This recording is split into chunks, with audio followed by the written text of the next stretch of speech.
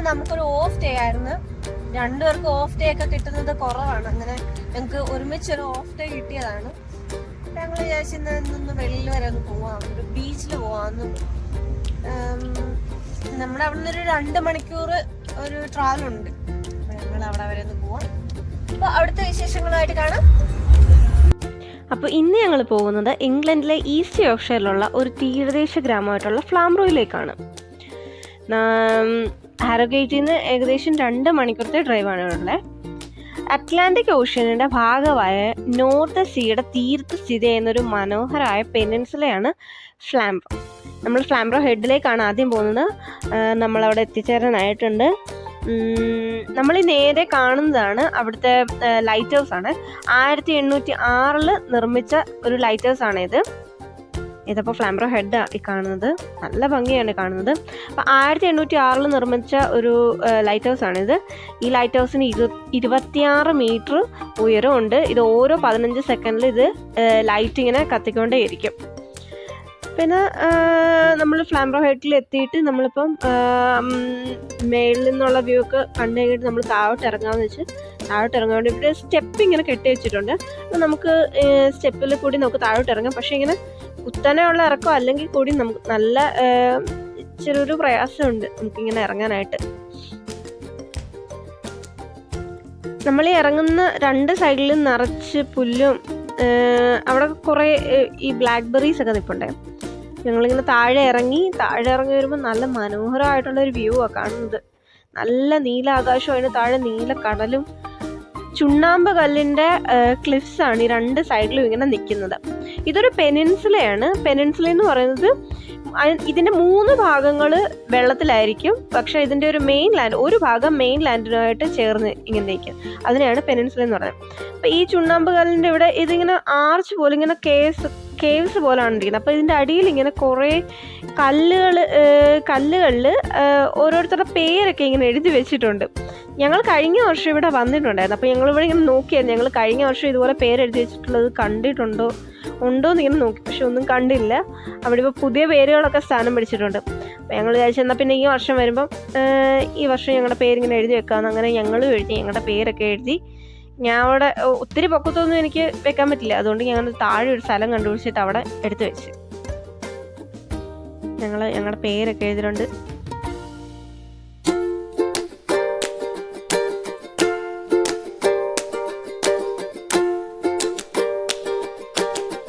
ഇത് ഫ്ലാംബ്രോ head.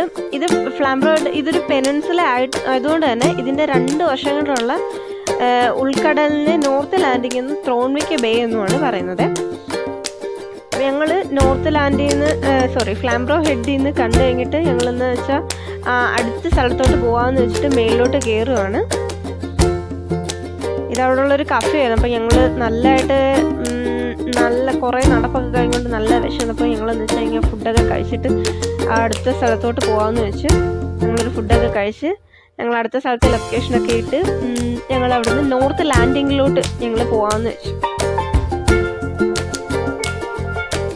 North landing ഇതാണ് north landing. ഫ്ലാംബ്രോയിൻ്റെ north landing ആണ്. നല്ല ഭംഗിയാണ് ഇവിടെ കാണാനായിട്ട്.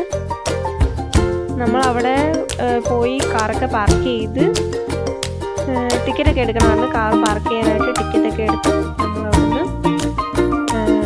നോർത്ത് ലാൻഡിങ് കാണാൻ പറ്റും. കഴിഞ്ഞ വർഷം ഞങ്ങൾ ഇതുപോലെ സമയത്ത് ഇവിടെ വന്നിട്ടുണ്ടായിരുന്നു. അന്നൊരു സൺഡേ ആയിരുന്നു. അതുകൊണ്ടാണോ എന്നറിയത്തില്ലായിരുന്നു. അന്ന് ഇവിടെ ബോട്ടിംഗ് ഉണ്ടായിരുന്നു. അപ്പോൾ ഞങ്ങൾ ഈ പ്രാവശ്യം അന്ന് ഞങ്ങൾക്ക് പറ്റിയില്ല ബോട്ട് ചെയ്യാൻ. ഞങ്ങൾ വിചാരിച്ചെന്നാൽ ഈ വർഷം വരുമ്പോൾ ഇവിടെ ബോട്ടിംഗ് ഒക്കെ ചെയ്യാമെന്ന് വെച്ചിട്ടാണ് വന്നത്. പക്ഷെ ബോട്ടിംഗ് ഒന്നും ചെയ്യാൻ പറ്റില്ല. ഇന്ന് അവിടെ ബോട്ടിങ്ങും ഒന്നും ഇല്ലായിരുന്നു. ഒരുപാട് ആളും ഇല്ലായിരുന്നു. കുറച്ച് 5-6 പേരൊക്കെ ഉള്ളായിരുന്നു അവിടെ. കുറേ വണ്ടികളൊക്കെ കണ്ടു. പക്ഷെ എന്തോ ആൾക്കാരൊന്നും ഞങ്ങളധികം കണ്ടില്ല. താമസിച്ചുകൊണ്ടാണോ എന്നും അറിയത്തില്ല. കുറേ പേരൊക്കെ ഉണ്ടായിരുന്നു. എന്നാലും കുറച്ച് ആളുകളെ ഉള്ളായിരുന്നു അവിടെ. ഇങ്ങനെ അതിൽ കൂടെ വണ്ടി ഇങ്ങനെ ഇറങ്ങി പോകുന്നുണ്ടായിരുന്നു. താഴെ ഒരു കടയുണ്ടായിരുന്നു. നമ്മളിങ്ങോട്ട് ഇറങ്ങി ചെല്ലുമ്പോൾ ഒരു കടയുണ്ട്. അപ്പോൾ അതിൻ്റെ ആണെന്ന് അറിയത്തില്ല. ഇതിൽ കൂടെ ബോട്ട് ഇങ്ങനെ ഇറക്കുന്നതാണ്. ഇവിടെ ഇങ്ങനെ കെട്ടിയിട്ടേക്കുന്ന ഈ സ്ഥലം ഇതിൽ കൂടെ ബോട്ട് ഇങ്ങനെ ഇറക്കുന്നതാണ്. ഇത് പ്രാചീന കാലത്ത് ഇത് മത്സ്യബന്ധനത്തിനായിട്ട് ഉപയോഗിച്ചിരുന്ന ഒരു സ്ഥലമായിരുന്നു. ഇന്ന് ഇതൊരു പിക്നിക് സ്പോട്ടാണ്. ഭയങ്കര ഭംഗിയാണ് ഇവിടെ കാണാൻ. ചുണ്ണാമ്പ് കല്ലിൻ്റെ ക്ലിപ്സാണ് ഈ കാണുന്നത് നമ്മൾ മൊത്തം. ഈ ഇവിടെ കൂടുതലും ഈ നോർത്ത് ലാൻഡിങ്ങിൽ കൂടുതലും മണലാണ്. ഈ പാറയിൽ ഇങ്ങനെ പായൽ പിടിച്ചിരിക്കുന്ന ഈ പച്ച കളറിലും കറുത്ത കളറിലും ഒക്കെ നമ്മൾ ഈ കാണുന്നത് ഈ പാറയാണ് കൂടുതലും. പെബിൾസും ഉണ്ട്, മണലും ഉണ്ട്, എന്നാലും കൂടുതലും പാറകളാണ് ഇവിടെ കാണുന്നത്.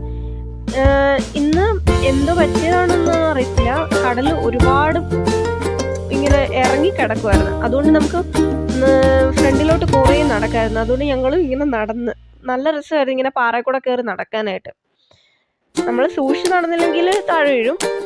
അതുകൊണ്ട് സൂക്ഷിച്ച് നമ്മളിങ്ങനെ നടക്കണം. ഓരോ പാറയിലും ചവിട്ടി ചവിട്ടി ചവിട്ടി നടക്കണം. ഇതിങ്ങനെ പാറയിൽ ഇങ്ങനെ പായൽ ഒടിച്ച് കിടക്കുന്നതാണെന്ന് ഭയങ്കര ഭംഗിയാണ്. നമുക്ക് അവിടെ നിന്ന് വേണമെങ്കിൽ നമുക്ക് അങ്ങോട്ട് നടക്കാൻ പറ്റും. പക്ഷെ ഞങ്ങൾ അങ്ങോട്ടൊന്നും നടന്നില്ല. നമുക്ക് അറിയാത്തൊരു സ്ഥലത്ത് വന്നിട്ട് അതുകൊണ്ട് ഞങ്ങൾ ആ ഇടുക്കിലോട്ടൊന്നും അങ്ങനെ പോയില്ല. നമ്മൾ കുറച്ചുകൂടെ ഫ്രണ്ടിലോട്ട് ഇങ്ങനെ പോയി കഴിയുമ്പോഴത്തേക്കും നമ്മൾ ഡർഡിൽഡോറിലൊക്കെ കാണുന്ന പോലൊരു ആർച്ച് നമുക്ക് ഇവിടെയും കാണാൻ പറ്റും. ഈ കോസ്റ്റൽ ഇറോഷൻ കാരണമായിട്ട് ഈ തിരകൾ ഇങ്ങനെ അടിച്ചടിച്ച് ഇവിടുത്തെ ക്ലിഫ്സിന്റെ കുറെ ഭാഗങ്ങളൊക്കെ ഇങ്ങനെ ഇടിഞ്ഞിടിഞ്ഞ് വീണാണ് ഇങ്ങനെ ഈ ആർച്ച് പോലെ ഇങ്ങനെ രൂപപ്പെട്ടിരിക്കുന്നത്. നല്ല ഭംഗിയാണ് അതൊക്കെ കാണാൻ. അതിന്റെ അപ്പുറത്തോട്ടൊക്കെ നടക്കായിരുന്നു, പക്ഷെ ഞങ്ങൾ അങ്ങോട്ടൊന്നും പോയില്ല. ഞങ്ങൾ അവിടുന്ന് തിരിച്ചു പോയിട്ട് അടുത്ത സ്ഥലത്തോട്ട് പോവാന്ന് വെച്ച് ത്രോൺസ്വിക് ബേ എന്ന് പറയുന്ന സ്ഥലത്തോട്ട് ഞങ്ങൾ പോവാന്ന് വെച്ചിട്ട് ഞങ്ങൾ അവിടുന്ന് പോയി. ഞങ്ങൾ ഇവിടുന്ന് ടാറ്റ ബൈ ബൈ ഒക്കെ പറഞ്ഞിട്ട് ഞങ്ങൾ അടുത്ത സ്ഥലത്തോട്ട് പോവാണ്. ഇതിലെ കൂടി ഇങ്ങനെ നടക്കാൻ നല്ല പാടാണ്. സ്റ്റെപ്പ് പോലൊക്കെ കെട്ടിയിട്ടിട്ടുണ്ട്. നല്ല പ്രയാസമാണ് ഇങ്ങനെ നടക്കാനായിട്ട്. പിന്നെ ഇതിങ്ങനെ കുത്തനെ കയറണ്ട, അതൊരു പ്ലസ് പോയിന്റ് ആണ്. ഇപ്പൊ ഞങ്ങള് അടുത്ത സ്ഥലത്തെത്തി. ഇതാണ് ത്രോൺസ്വിക് ബേ. ഇതാണ് ഞങ്ങൾ വന്നതിൽ ഏറ്റവും മനോഹരമായിട്ടുള്ള സ്പോട്ട്. ത്രോൺസ്വിക് ബേ ആയിരുന്നു. ഇത് കണ്ടു കഴിഞ്ഞപ്പോൾ ഞങ്ങൾ വിചാരിച്ചു ഇവിടെ ആദ്യം വന്നാൽ മതി. അത്രയ്ക്ക് ഭംഗിയുള്ള സ്ഥലമാണ് ത്രോൺസ്വിക് ബേ. ഇവിടെ 2 ബേസ് ഉണ്ട്. അതായത് ഇവിടെ ത്രോൺസ്വിക് ബേയും ഉണ്ട്, ലിറ്റിൽ ത്രോൺസ്വിക് ബേയും ഉണ്ട്. നമ്മൾ ഈ ലെഫ്റ്റ് സൈഡിൽ കാണാൻ പോകുന്നതാണ് ലിറ്റിൽ ത്രോൺസ്വിക് ബേ. അവിടോട്ട് അധികം ആൾക്കാർക്കൊന്നും ഇറങ്ങാൻ പറ്റത്തില്ല. കാരണം അത് ഈ ത്രോൺസ്വിക് ബേയിൽ ഇറങ്ങിയിട്ട് അതിന്റെ സൈഡിൽ കൂടെ വേണം പോകാൻ. ടൈൽസ് ഉണ്ടെങ്കിൽ നമുക്ക് അതിൽ കൂടെ പോകാൻ പറ്റത്തില്ല. അവിടെ ലിറ്റിൽ ത്രോൺസ്വിക് ബേയിലോട്ട് ഇറങ്ങാനായിട്ട് സ്പെഷ്യലായിട്ട് വഴിയൊന്നുമില്ല. ഞങ്ങൾ എന്നിട്ട് ത്രോൺസ്വിക് ബേയിൽ ഇറങ്ങിയിട്ട് നോക്കി, പക്ഷെ നല്ല പാടുണ്ടായിരുന്നു. കാരണം വൈകിട്ടായതുകൊണ്ട് ടൈൽസ് ഒക്കെ ഒരുപാടുണ്ടായിരുന്നു. അതുകൊണ്ട് ഞങ്ങൾ ലിറ്റിൽ ത്രോൺസ്വിക് ബേയിൽ ഇറങ്ങിയിട്ടുണ്ടായിരുന്നു. ഇതാണ് ത്രോൺസ്വിക് ബേ.